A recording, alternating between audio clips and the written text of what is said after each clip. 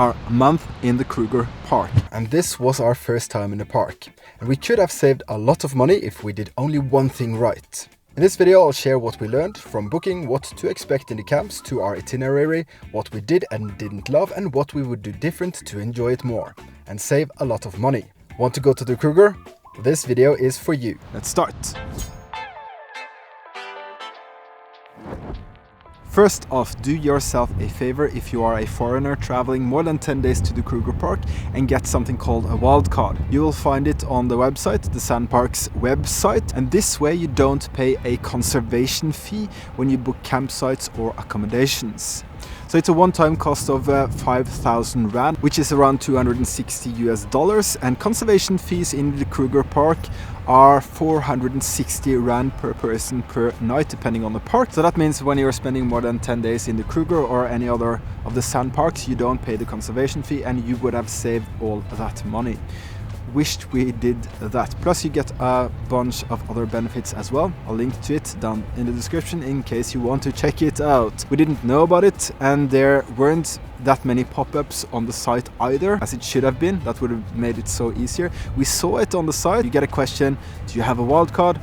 Just no. What's a wildcard? We had no idea. Should have checked it. That's on us, but now you know.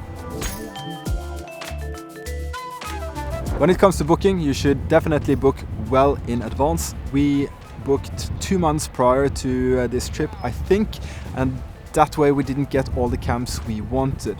We also ultimately wanted campsites since we have our fully equipped safari car and camping is way cheaper. So I think 3 to 4 months in advance will get you all the camps that you want and also the campsites if you are camping in a safari camper like we are. And if you want to book walking safaris, also do this well in advance. This is by far my favorite activity in the Kruger. We did a 3-night walking trail called the Bushman's Trail that starts in Bergendal. So that's something I really recommend. I loved it.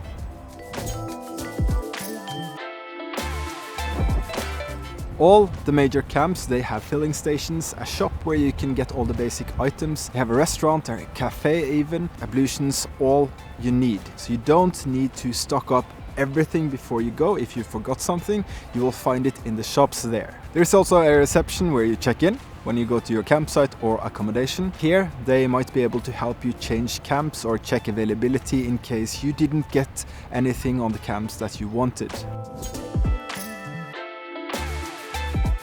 We started in the north. Our first camp was Shingwedsi that we absolutely loved. Then we made our way towards all the other major camps and did some small camps in between there before we finally ended up in Bergendal, which is one of the southernmost camps, close to Malelane Gate. And we did a mix of the smaller and bigger camps. The bigger camps have all the shops, cafeteria, filling station, etc., like I mentioned, versus the smaller camps, they are more like in the bush, so you feel like you are more in the wild. They don't have a shop there, they don't have a filling station, and it's smaller, more secluded. And that's what I really like. So we basically did a mix of the smaller and bigger camps, like Balule and Batelere. Those are the smaller camps. You are more in the bush, they're more secluded, and you feel like you are more in the wild. Especially Balule, I loved it. We had a hyena walking just outside the fence there, so it was really nice.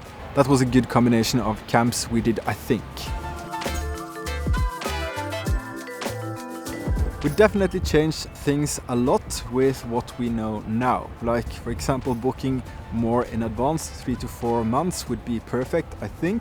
And we would absolutely get that wild card as well to save a lot of money so we can do more cool things inside the park, like walking safaris. And we'd also definitely book more small camps like Batelere, Balule, and we tried to get Sense, but that was unfortunately fully booked and we had to stay at Mopani that we didn't like as much.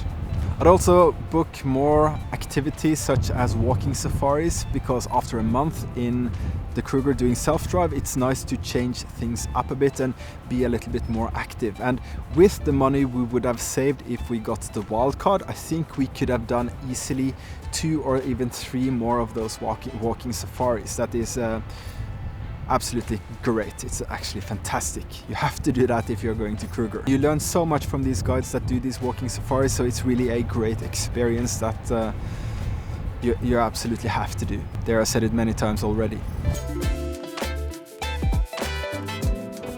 What we loved about the Kruger was Shingwedzi, brilliant big small camp with everything you need. We loved Letaba, that was also a very nice camp, good vibe there. Bateleur, one of the smaller camps. Balule as well, great camp with a hyena walking outside the fence there. We saw wild rhinos, that was amazing, more to the south in the park. We also loved the service in the smaller camps. They're absolutely brilliant, super helpful, very happy people, and it's all chuckles and grins when you get there. Great service, thank you so much. And lastly, all the variety of things that you can do when you get to the bigger camps. You can do night drives, you can do morning walks, evening drives, sundowner drives, you can do the walking safaris. They have so many cool activities in the Kruger, and you should really research all of that before you go, if you plan to go.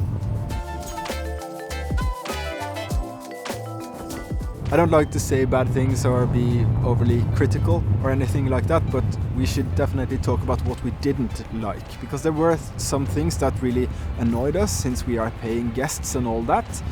And the first thing we noticed was the service in the bigger camps is not great.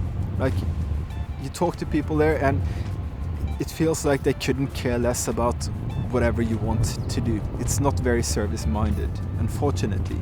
The smaller camps, excellent. Bigger camps, not so much. Mopani was also not a great experience where we had accommodation. So we have paid for a hut. When we got it, there was no fridge there, and it says there is a fridge, so we swapped to another hut. And when we got there, it's kind of dirty, it's a lot of bath and the poo from the bath. We had hundreds, if not thousands, of dead flies on the floor. We had spent so much time trying to swap and basically wasted a lot of time, so we just cleaned it ourselves and stayed there. But that was not a cool experience. It's not our favorite camp, I can say that much. Olifants, also not great service. I didn't get the hut that I had requested specifically. They just said, no, it's not available. I told them, like, yeah, but I requested that one specifically. No, it's not available. That's the answer I got. He couldn't care less. And the more south you go, the more crowded it gets, so it feels like you are more in a theme park the more south you go. So we definitely liked the north most, even though we didn't see that much game up north. It had a more wild feel to it. We saw a lot of cool things in the south as well, so it wasn't bad, but we just didn't love it as much in the south as we did in the north. That's our summary of this month in the Kruger, what we loved and what you can expect, what you should do before you travel. And with that, I shall say goodbye. My voice is cracking up already, and I want to get my breakfast here in Nemaqualand and enjoy some coffee with Ilda before we... I don't know what we can do here. I don't think we can do much, but we can enjoy the sea and being by ourselves. Okay, bye-bye. Alright, so I realized when I was editing this video and the what we didn't love section was maybe a little bit too harsh, because we are, after all, used to wild camping in Botswana, and Kruger is just very different. We really liked the Kruger. It's super friendly and people friendly, and you can go there with almost any car and see a lot of things, so I can highly recommend Kruger. It's an awesome place. I just felt like we had to say the things that we didn't love so much as well. Anyway, if you are into wild camping in Africa and want to know more about that, you can check out this video after this, and I hope to see you in the next one. Bye bye.